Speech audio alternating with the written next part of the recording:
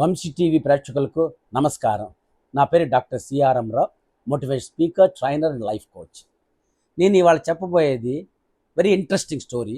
ఇది అందరికీ ఉపయోగపడుతుంది. ఎందుకంటే ఈ ప్రపంచంలో ఇప్పుడు చూస్తున్నాను, ఇంటిగ్రిటీ అండ్ నిజాయితీ తగ్గిపోతుంది. ఎక్కడ బట్టినా మసాలా, చీటింగు, అబద్ధాలు. దీనివల్ల సొసైటీ ఎంత అన్రెస్ట్ ఎక్కువైపోతుంది, ఆనందం తగ్గిపోతుంది. ఎన్ని కంఫర్ట్స్ ఉన్నా మనుషులు ఎవరికి ఎక్కడికి ఉన్నా అన్ని రకరకాల రోగాలతో పెరిగిపోతున్నాయి. దీనికి ఒక రాజుగారి కథ చెప్తాను మీకు. జరిగిన స్టోరీ ఇది. ఒక దేశంలో రాజుగారు ఉంటారు, ఆయనకి పిల్లలు ఉండరు. సో ఆయన ఏం చేస్తా అంటే, నా తర్వాత ఈ రాజ్యాన్ని ఎవరు పాలించాలి అని దాని గురించి డెసిషన్ తీసుకొని అందరికి పరీక్ష పెడతాడు. ఆ దేశంలో ఉన్న 20 నుంచి 25 సంవత్సరాల మధ్య కుర్రాళ్ళందరికీ పిలిపిస్తాడు. అందులో ఫస్ట్ అన్ని ఎగ్జామ్స్ చూసి ఫిజికల్ టెస్ట్ అని చేస్తాడు. అందులో నుంచి ఒక 20 మంది పిల్లల్ని తీసుకుంటాడు. తీసుకుని అందరికీ విత్తనాలు ప్యాకెట్ ఇస్తాడు. ఇచ్చి మీ అందరికీ 6 నెలలు టైం ఇస్తున్నా, దీన్ని మీరు పెంచుకొని చెట్లు తీసుకొని రండి. అప్పుడు దాన్ని బట్టి నేను మీలో ఎవరు సూటబుల్ అవుతారో నెక్స్ట్ యువరాజుగా నేను డిసైడ్ చేస్తాను అని చెప్పి అందరి తలా ఒక ప్యాకెట్ విత్తనాలు ఇస్తాడు. ఆ 20 మంది తీసుకెళ్తారు. అందరి ఇంట్లోకి తీసుకెళ్ళి తొట్టులో పెట్టి నీళ్లు పోసి పెంచుతూ ఉంటారు. ఇందులో రాము అని కుర్రవాడు ఉంటాడు. వాడు రోజు తొట్టులో పెట్టి నీళ్లు పోస్తుంటాడు, కానీ చెట్టు రాదు. ఇంకా 6 నెలలు అయిపోద్ది. అందరూ ఆ చెట్లు తీసుకొని వస్తారు. రాజును అందరు లైన్లో పెట్టమంటాడు, అక్కడ పేర్లు రాయమంటాడు. రాజుకు చూస్తే, రాము గాడికి చూస్తే అందరూ బ్రహ్మాండం చెట్లు, రకరకాల చెట్లు తెచ్చారు. వీడి చెట్టు ఏ మొలవడం మలవల, ఖాళీగానే ఉంటుంది. వాళ్ళ అమ్మతో అంటారు, అమ్మ రాజుగారు నన్ను శిక్షిస్తాడమ్మా, నేను రోజు నేను నీళ్లు పోస్తున్నా, జాగ్రత్త చూసుకున్నా, అయినా చెట్టు రాలేదమ్మా. అరే నువ్వే వర్రీ కావాక, నువ్వేమి టెన్షన్ పెట్టుకోవాక, నువ్వే జరిగింది అదే తీసుకెళ్ళి పెట్టు అంటుంది. ఏమన్నా శిక్ష నీకేం భయపడవాక, నువ్వు వెళ్ళినట్టు అది అన్ని తీసుకొని వస్తే రాము కూడా వస్తాడు. అందరు వీడు చెట్టు చూసి నవ్వుతుంటారు.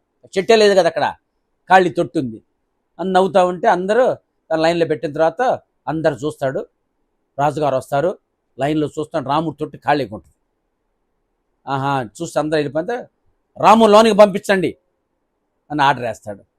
రాముకి అప్పుడే భయం వచ్చేస్తుంది. ఆయనో ఏదో తప్పు జరిగింది నాయన అని చెప్పి లోనికి రాముతో, ఏం రాము, అందరూ ఎన్ని రకాల చెట్లు వచ్చినాయి, నీకే చెట్టే రాలేదు, అసలు నువ్వేం చేసావు, నువ్వు సరిగ్గా చూసుకున్నావా అంటే, సార్ నేను చాలా జాగ్రత్తగా ప్రతిరోజు నీళ్లు పోసాను, జాగ్రత్త చూస్తున్నాను సార్, కానీ చెట్టు రాలేదు సార్ అంటే, శహబాష్ రాము, నువ్వు అసలైన మంచివాడివి.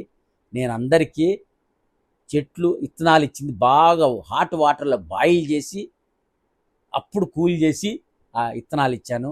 ఆ చెట్టు అసలు విత్తనాల మొలవు ఎవరికి, బయటకు వచ్చి మిగతా వాళ్ళందరూ అడుగుతాడు, ఏయ్ నిజంగా చెప్పండి, మీకు మొలిచిందా? లేదు సార్, మీ చెట్టు వేరే విత్తనాలు తెచ్చి మొలిపించి పెట్టాను సార్. అట్లా అందరు మిగతా వాళ్ళు వేరే చెట్లు తెచ్చి పెట్టారు, వాళ్ళకి మొల. ఒక రాము మాత్రం నిజాయితీతో, ఇంటిగ్రిటీతో ఏ చెట్టు వస్తే ఏం రాలేదు అది తీసుకొచ్చి చూపించాడు. అప్పుడు రాజుగారు అంట, నాయన నువ్వు అసలైన యువరాజువి, నీలో నిజాయితీ ఉంది, నేను నిన్ను ఇప్పుడు యువరాజుగా డిక్లేర్ చేస్తున్నాను. ఎందుకంటే ఎవరైతే నిజాయితీతో, ఇంటిగ్రిటీ అంటే మనసా వాచా కర్మణ, ఎవరు మంచిగా ఆలోచిస్తూ, మంచిగా మాట్లాడుతూ, మంచి పనులు చేస్తాడు, వాడికి ఎప్పటికీ మంచిగా జరుగుతుంది అని చెప్పి ఆయన యువరాజు డిక్లేర్ చేసి అందరికి అనౌన్స్ చేస్తాడు. అంటే దీని యొక్క నిజాయితీ, హానెస్టీ, మంచితనం, ఎవరికైతే సత్పఠనం, సత్కథనం, సత్సాంగత్యం, మంచి వాళ్ళ సాంగత్యం, మంచి పుస్తకాలు, మంచి మాటలు, మంచి పనులు చేసుకుంటా జీవితాన్ని నలుగురికి ఆదర్శంగా నిలుస్తారో, ఏదైతే మాట్లాడతామో, ఏదైతే ఆలోచిస్తామో అదే పని చేస్తుంటామో, వాళ్ళకి ఎప్పుడూ లైఫ్ మంచిగా ఉంటుంది.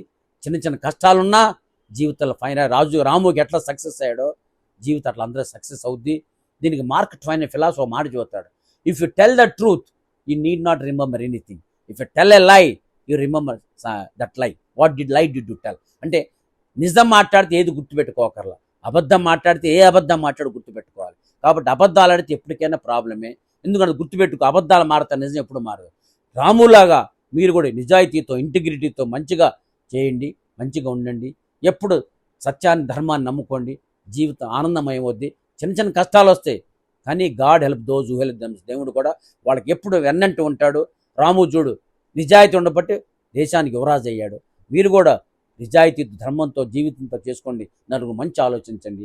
మీరు జీవితంలో ఎదుగుతారని, మీరు జీవితం ఆదర్శంగా ఉండాలని, మీరు ఆనందంగా బతకాలని, మంచి ఉన్నత స్థితి చేరుకోవాలని కోరుకుంటూ సెలవు తీసుకున్నాను. Thank you very much.